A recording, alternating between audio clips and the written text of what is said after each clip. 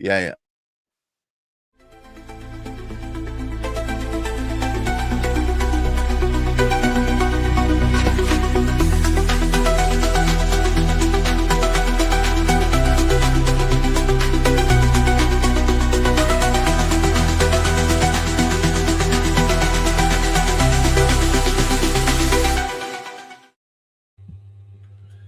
Welcome to another Love Entrepreneurs. Last week we started a two-parter. Well, I think it's a two-parter. Who knows? There's a lot to talk about. To talk about fear in business. And this week I think we're going to continue with that. Ellery. Fear. So the idea is this week that we looked last week about procrastination, right? Procrastination is my number one go-to. And I learned from Lisa, actually, that this is a fear-based reaction, right? And that was really interesting to me because I hadn't appreciated it was a fear-based reaction. But this week we wanted to look at, fear generally. How does it feel? How does it show up? What does it manifest itself as, and how does it actually hold us back? What we can do to get that show back on the road and get ourselves back on the road when it shows up. Hence why I've introduced the wonderful Lisa Bowen, because she we all need a great business coach, but we also need an even better and stronger mindset coach, because you can have the best business ideas in the world, but you trust me, when that overwhelm hits you, when that fear hits you, you are good. You're like a jelly. You're like So Lisa, when that dark weighted blanket settles on top of you of fear, how do you escape from underneath it and flourish like the flower you should be? Thanks, Gareth. Well, I think, as we mentioned last week, the first thing is to recognize and acknowledge that fear is there. And I think the biggest problem for us in most cases is we actually don't recognize it as fear. So we talked about procrastination last time, which is a major one for most of us. However, we talked very briefly about how what can be behind the procrastination. And what I'd like to talk about today, and we may get a part 3 out of this, we'll see how we go for time, is some other things, some other fears that we might recognize. And we're looking at fear of failure, which we talked about last week, fear of success we talked about last week, fear of judgment or rejection, and then fear of financial instability. My favorite, fear of financial insecurity, you could say. Yes, financial insecurity or instability. Imposter syndrome. That is such a big one. Such a big one. And what else did we got here? Sorry, I had about 7. Let's just have a look. Fear of visibility. That's quite fear of actually being seen, which is kind of counterintuitive in business, really. Absolutely. And fear of letting others down. I've got an interesting one. These are often not ones that we think about as being fears. I don't think it's not just that we don't think about them, Lisa. I think it's worse than that. We don't even recognize them as something that we're in fear of. We very often don't even recognize that we're actually in fear. Yeah. That's the real problem for me. So this, to me, Gareth, is the key to getting it out from under that blanket, is recognizing that this is, in its own form, fear, and acknowledging that. Then we know what we're up against, and fear with everything. Once we get a little bit of clarity, fear tends to dissolve a little bit or dissipate a little bit. Might not go completely, but it becomes less of a challenge. It's that unknown that is the biggest problem with fear. I've got an interesting one. I've got a brand new client who's scared of being seen because he perceives that he's had a bad rep many years ago and it might be following around. But by the same token, He needs to be seen so that he can promote his product and service. It's a dichotomy. Yeah, absolutely. And that's ended up stopping him dead in his tracks. He's too scared to go forward, and he's too scared to go back. Yeah, absolutely. So what I thought we'd do is we'd work through these and just have a look at what the symptoms are, what our thoughts are around that, and what we can do to work through them. And then, like I say, if we run out of time, we can have a part 3 next week. We can add to it. So if we start with fear of failure, because that's the one we recognize the most. You know, we all think, oh, I've got a fear of failure. That's what we're conditioned to believe that we have. All right. But that's different. Is that different from imposter syndrome? Yes.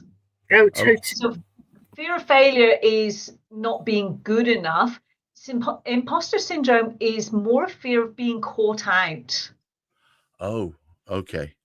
Because we think that we're not as good as we're coming across. And I suffer from this so much through in my whole time in the army, and for a whole range of things in business and other things. I spent my whole life winging it, waiting to be caught out, because I didn't believe that I deserved the title or the whatever it was, the responsibility, whatever it was I had at that particular time.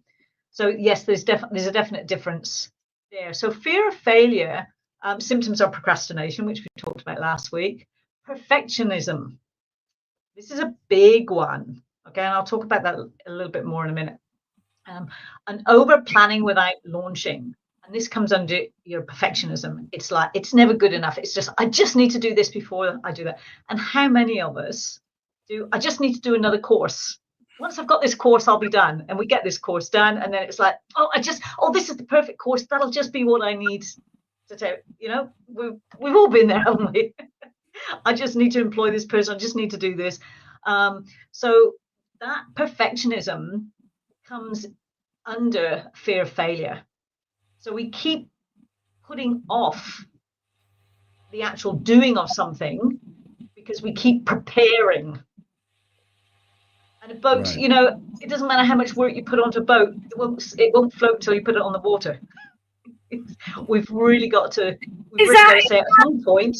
Lisa, is that where people often say, we often hear people talk about, I mean, this is something I do myself, feel the fear and do it anyway.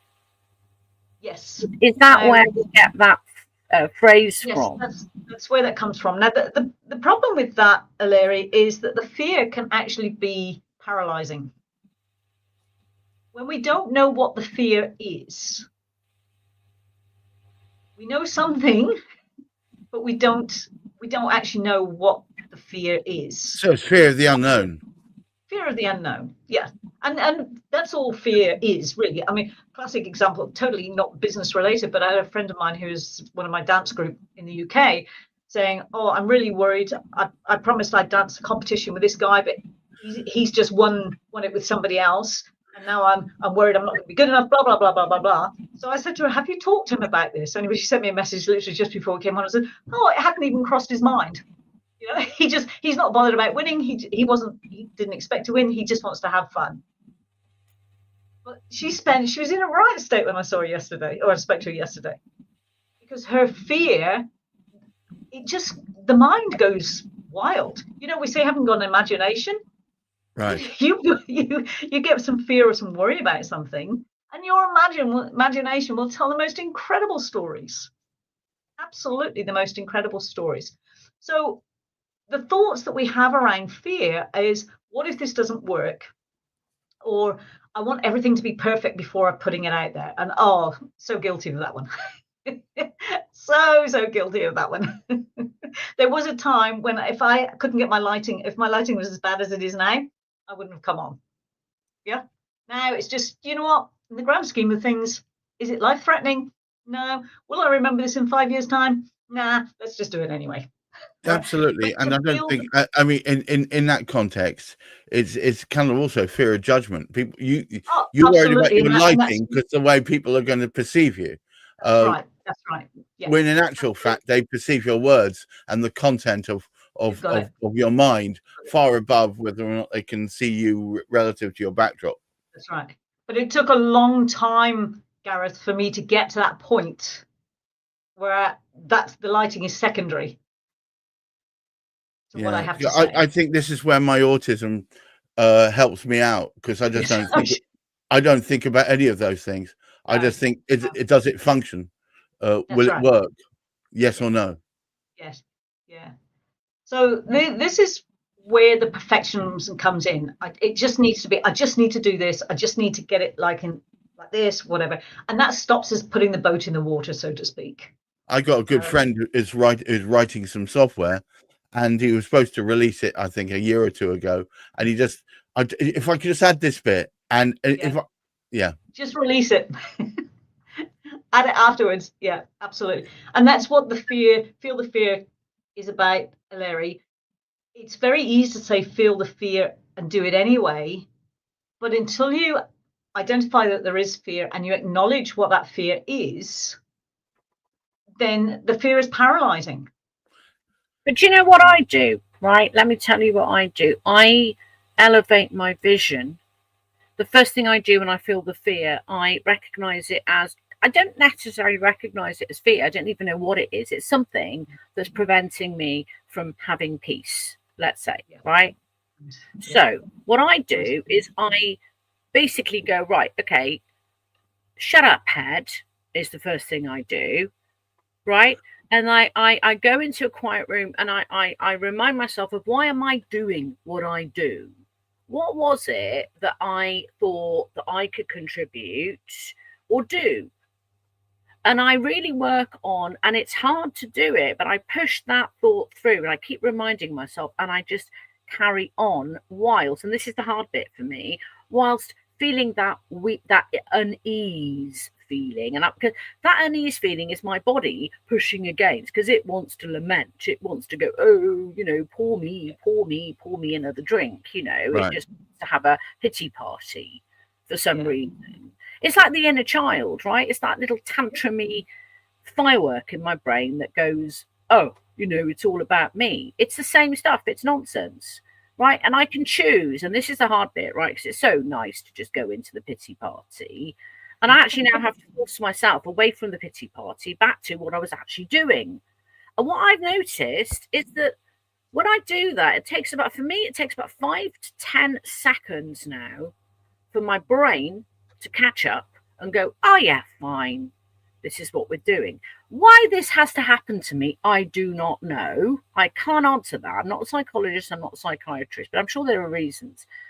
And I genuinely used to think that I was the only person in the wide world that experienced this ever. I used to think I'm going to die of the disease of uniqueness. But I'm fast realizing that everybody seems to go through this. So I'm thinking, ooh, I don't feel quite so alone. No, and it's a very, very common thing. Whichever the fears it is, it doesn't matter what it is. It's very common, and the biggest challenge is that, as I said before, the mind goes into overdrive and concocts all sorts of imagined scenarios. Right. None of which are likely to be true. No, some of them. That much energy into creating something positive. I know there was a time when I used to wake up in the morning, roll over, turn to my wife and say, I feel this dreadful sense of foreboding.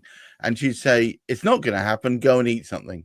And that's pretty much it. That's pretty much it. Yeah. Yeah. Well, I think, sorry. Hello? No, go. So I just wanted to say, to help people work through that, you can reframe failure in several ways. For me, there is no such thing as failure. There are only experiences that we can choose to label good or bad. That's my personal view. A bit of research that I did says reframe failure as data. Each failure is feedback, not a verdict. Yeah, I think one of my clients used to refer to it as failing forward.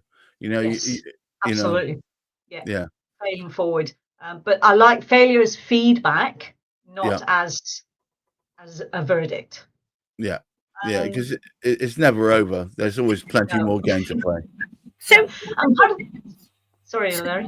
One of the things that I want people to ask, because we're hopefully going to be doing a course, or you are hopefully going to be doing a course on this, on getting over fear and getting over failure, because I think this would be I keep saying this would be one of the most impressive and important bits of investment people can do, because once they realize, I know we've done this, that we can do this, we can actually plug this into our brain and move forward. However hard it is, we can take the next right step, do the next right thing that's in front of us. Then we would all realize that this is all in our brains. This is all just nonsense. We have, I mean, how often, I'll just give you a little test, right? How often do people out there walk into a pub, a restaurant, a bar, whatever, a room, and actually decide that that person didn't like me? Not sure about that one. You know, we're telling, we haven't even spoken to these people. We have not even spoke. They haven't even opened their mouth, and we haven't opened our mouths. But our mind has already passed judgments and gone, well, they don't like us. Just observe. And that tells you how powerful the mind is. The mind will tell you stories that just are beyond. Absolutely. It is the greatest storyteller ever. And it does it all on its own. You don't have to even contribute to it. Look at AI. We've got AI in our brain. It's like, you know, AI, it's there. Yeah. Do you know what? It's all this nonsense about self-doubt and self-recrimination that holds us in like a cage of fear and stops us making the next best move that will help us move forward. It's quite ridiculous. Yeah. I'd like to just touch on something. I want to come back in a minute to a couple of the things that people can use to work through. But Larry, you said you don't understand why it happens. Fear is our body's natural safety mechanism, and we don't actually want to eliminate it. You know, if there's a road train bearing down on us, we want something that says, "Get the heck out of here." And if the flame is burning our hand, we need something to say, "Take your hand out the fire." That sort of thing. Absolutely, absolutely. So the important thing, so you will always find fear. Every time you go to do something new, there's likely to be an element of fear, because your body's going, or subconscious is going, I'm not sure I can handle this. I don't know how to do this. So that's natural. So you're never going to get rid of it totally, nor do we want to. It's about recognizing, actually, you're a little bit out of place here. You're getting a little bit worked out over nothing. We don't need to worry about that. Let's just get on with it. Okay. So one of the other ways that we can help is to set tiny experiments. And I'm big on exploring and experimenting, because exploring and experimenting don't have an outcome or a set outcome. There's no objective to them. Right. Part of the fear of failure is not achieving the set outcome, often which isn't one that we set ourselves. It's one that's an external one. So when we experiment, put on a lab coat and we experiment, say, I wonder what happens when we do this, or go and explore. Wow, let's go and explore this. Then you take a lot of that fear out of the situation. So I really recommend just reframing it as experimenting or exploring, and test, tweak, and grow. Let's experiment with this and see what it works. Okay, what worked, what didn't? Sorry, Larry. However, let's also explore the feelings that will accompany you whilst you're doing that. Because I promise you, the feelings, and I'll tell you what goes in my head about, oh my God, I'm wasting time. I should be turning up. But you know, turning up where exactly? I can't answer that.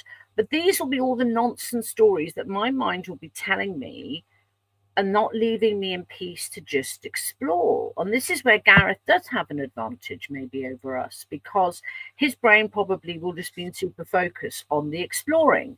My brain explores, but the other part of my brain will be going, yeah, but you should be doing something else. You should be doing this. This is not meaningful. This is not helpful. This is a waste of time. It's exhausting. Yes. It's what I call the shitty committee.